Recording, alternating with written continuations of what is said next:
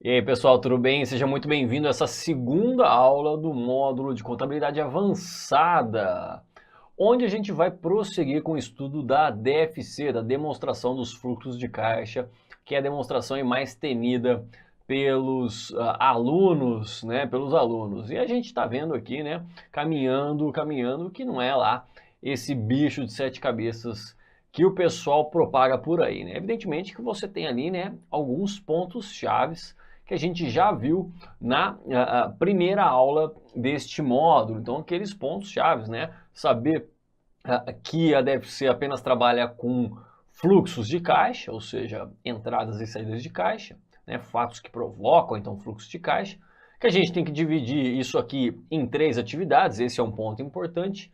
E o terceiro ponto importante seria entender, né, entender a sistemática do ajuste do lucro lá no método indireto de cálculo do fluxo de caixa das atividades operacionais. Então a gente falou aí na última aula a respeito dos fluxos de caixa em moeda estrangeira, lembra?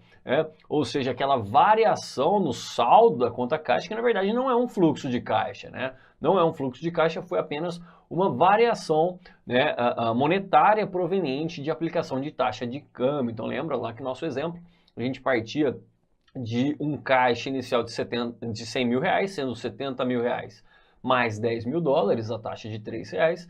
E no fim do período a gente tinha um caixa, né, equivalente de caixa de 110 mil reais, que seria 70 mil reais, os mesmos 70 mil reais, e os mesmos 10 mil dólares, mas agora que valem 40 mil reais por conta da taxa de câmbio. Então, né, não houve entrada e saída de caixa naquela entidade. Então o fluxo de caixa foi de zero, mas para explicar para o usuário da demonstração contábil, né, essa variação de 100 para 110, você fala, olha lá, meu amigo, tá vendo aquela variação de 100 para 110, ou seja, aquela variação de 10 mil reais, é proveniente da aplicação de taxas de câmbio sobre 10 mil dólares que a entidade possui lá em seu caixa. Pronto, está explicado aquela variação. Vamos verificar algumas questões a respeito desse tema, então.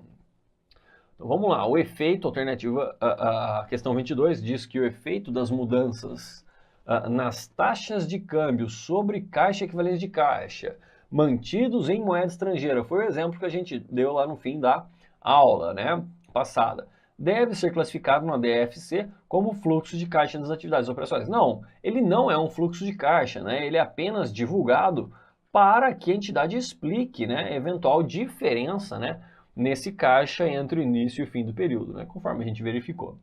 A questão 23 fala que os fluxos de caixa anuais de uma controlada no exterior devem ser convertidos para moeda funcional da controladora, utilizando-se a taxa cambial na data do fechamento de cada mês, na data dos fluxos de caixa, né? Na data dos fluxos de caixa, conforme a gente viu, né? Está lá no slide da aula anterior.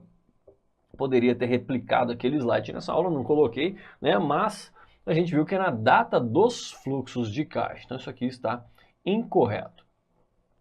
Alternativa, aliás, questão 24, né? Questão 24 fala que os ganhos e as perdas não realizados que resultaram de mudanças nas taxas de câmbios de moedas estrangeiras devem ser evidenciadas na DFC de uma entidade, né? Conforme aquele exemplo que a gente viu. Então, alternativa A, como fluxo de caixa da atividade operacional, não é um fluxo de caixa, lembra? Ele não é um fluxo de caixa propriamente dito. A gaveta da entidade ficou fechada, não entrou mais dólares. Não, nem saiu. Essa variação foi apenas em função da aplicação da taxa de câmbio. Então, não é um fluxo de caixa. Alternativa D fala aqui separadamente, né? Então deve ser evidenciada na DFC separadamente, sem fazer parte de uma atividade específica. Então exatamente isso aqui. Ela vai ser evidenciada na DFC só para você explicar, né, que aquela variação em reais é proveniente da aplicação da taxa de câmbio, né? Olha lá, ganhos e perdas não realizados, ou seja, a entidade ainda mantém esse ativo em moeda estrangeira, né, ali na sua entidade, ele ainda não vendeu aquele caixa em moeda estrangeira, tá ok? Então, a alternativa D está correta, né? Veja que a alternativa E ela não tem muito sentido, porque ele fala assim, ó, devem ser evidenciadas na DFC de uma entidade nas notas explicativas. Bom, tudo bem, realmente isso vai ser evidenciado nas notas explicativas, mas percebe que fica um tanto quanto sem sentido isso aqui, porque ele está falando, olha lá, na demonstração dos fluxos de caixa de uma entidade, isso vai ser apresentado como? Ora, então a gente está falando de uma demonstração. As notas explicativas não são demonstrações financeiras segundo a Lei 6404, então ele está misturando as borlas, percebe?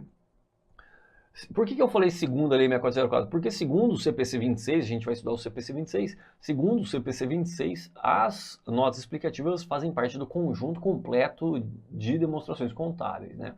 Então veja que fica meio sem sentido, olha só, na DFC esse fato tem que ser evidenciado nas notas explicativas, veja que não tem sentido, né? Tudo bem, eles são evidenciados nas notas explicativas, mas isso não tem a ver com a pergunta. A pergunta está falando o seguinte, na DFC isso aqui vai ser explicado. Vai ser explicado de forma separada dentro da DFC. E também será lá explicado nas notas explicativas. Veja que, né, não tenho como assinalar a alternativa E por conta do enunciado, né? Por conta do enunciado. Se ele tirasse ali esse na demonstração dos fluxos de caixa, tudo bem, você poderia assinalar a alternativa E, porque daí ele não estava falando especificamente dessa demonstração, ok? Se ele falasse onde isso vai ser evidenciado, tudo bem, você poderia assinalar nas notas explicativas, tá ok? Poderia, mas nesse enunciado não daria para assinalar a alternativa aí, então tá errada. Juros e dividendos, muita atenção nisso aqui. Isso aqui cai demais, tá? Isso aqui cai demais. A gente vai ver então que os juros sejam pagos ou recebidos e os dividendos. Eu só coloquei dividendos aqui, né? Mas acompanham também os juros sobre capital próprio, essa classificação dos dividendos. Dividendos recebidos e pagos, eles têm uma classificação encorajada pelo CPC 03, mas também tem classificações alternativas. E a gente tem que dominar não só a classificação encorajada, como a classificação alternativa. Isso aqui despenca, tá? Despenca em provas de DFC. A gente vai ver diversas questões a respeito de DFC, né, que demandam esse conhecimento. Então, muito cuidado. Onde a gente classifica os juros pagos, os juros recebidos, os dividendos pagos e dividendos recebidos. Vamos dar uma olhadinha nas exposições do CPC 03 a respeito disso. Então, olha o que ele fala. Ele fala assim, os juros pagos e os juros recebidos, ou seja, juros pagos e recebidos e os dividendos. Veja que toda vez que ele falar sobre juros sobre capital próprio, eu não vou nem me preocupar. Porque o tratamento dado sobre o juros sobre o capital próprio é o mesmo do dividendo. Então, para você ter menos uma coisa para decorar, você só vai pensar em juros e dividendos. Falou em juros sobre o capital próprio, que é uma remuneração aos acionistas, né? De forma similar ao dividendo. Você só cola isso aqui dentro do entendimento dado aos dividendos, né? Não tem por que a gente ficar falando sempre em dividendos e juros sobre o capital próprio se o juros sobre o capital próprio tem o mesmo tratamento dado aos dividendos. Então esquece juros sobre o capital próprio. Só lembrar que, né, o tratamento dado aos juros sobre o capital próprio é exatamente o mesmo tratamento dado aos dividendos. Então sempre que falar de juros sobre o capital próprio eu vou arriscar, beleza? Então, olha lá, os juros pagos e recebidos e os dividendos recebidos, então veja que os juros ele falou de pagos e recebidos e dividendos ele falou só de recebidos, são comumente classificados como fluxo de caixa operacional de uma instituição financeira. Todavia, não há consenso sobre a classificação desses fluxos de caixa para outras entidades, né? Não há consenso, ou seja, para entidades comerciais, industriais e prestadores de serviços, né? Ele fala que juros pagos, então juros pagos e juros recebidos e os dividendos recebidos podem ser classificados dentro do fluxo de caixa das atividades operacionais porque eles entram na determinação do lucro líquido ou do prejuízo. Ok? Alternativamente, então veja que há uma classificação alternativa. Alternativamente, juros pagos e juros dividendos, risca juros sobre o capital próprio, que é sempre igual. Então, juros pagos e juros e dividendos recebidos podem ser classificados respectivamente como fluxo de caixa das atividades de financiamento. Então, juros pagos, alternativamente, podem ser classificados nas atividades de financiamento. E vou mudar aqui, vamos ver se eu consigo mudar essa cor aqui. Vamos mudar essa cor aqui para verde. E juros e dividendos recebidos. Então, e juros e dividendos recebidos podem ser classificados aqui, ó, como fluxo de caixa das atividades de investimento, né? Então, aí ficou aí, ó, alternativamente, né? Isso aqui é alternativamente, tá ok? Alternativamente. Então, ficou assim, juros pagos é alternativamente pode ser classificado como financiamento, atividade de financiamento, e juros e dividendos recebidos, alternativamente como fluxo de caixa das atividades de investimento, porque são custos de obtenção de recursos financeiros ou retorno sobre investimentos, ou seja, podem ter qualquer classificação. Então veja que aqui a gente fica meio em cima do muro, né?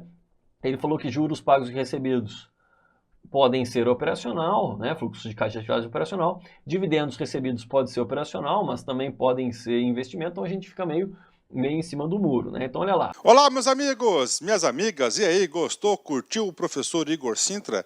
Top de linha, professor Igor Sintra, professor aqui da Lá Concursos, o professor de contabilidade geral e contabilidade avançada.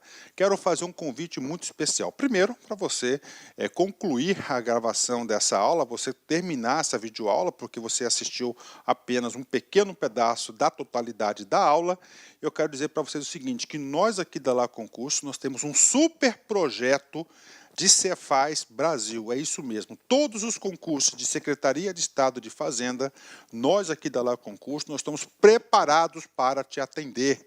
Então, olha só, essas aulas, o módulo completo de contabilidade geral e contabilidade avançada e algumas revisões encomendadas para o professor Igor Sintra, este módulo, mais as outras disciplinas do concurso de Cefaz. Professor, quais outras disciplinas? Português, matemática, os direito administrativo, constitucional, civil, se tiver, penal, qualquer direito que tiver, mais legislação específica, direito tributário e assim por diante. Nosso curso, qualquer curso de Cefaz Brasil, ele custa apenas 10 parcelas de R$60. 600 reais é o nosso curso. Este curso nosso Cefaz com as aulas do professor Igor Sintra custa apenas R$600. É isso mesmo, R$600, 180 dias de acesso. Você terá direito a todas essas videoaulas de direito, de todos os direitos, contabilidade, ou seja, o curso Cefaz completo, ponto a ponto, e mais legislação específica com nossa equipe de professores aqui da Lá Concurso. Então, espero vocês. Tem um link aqui embaixo, clique nesse link que você vai lá diretamente na nossa página da Cefaz Carreira Fiscal aqui da Lá Concurso. Espero vocês, um forte abraço, fique com Deus. Tchau, tchau. Clique lá.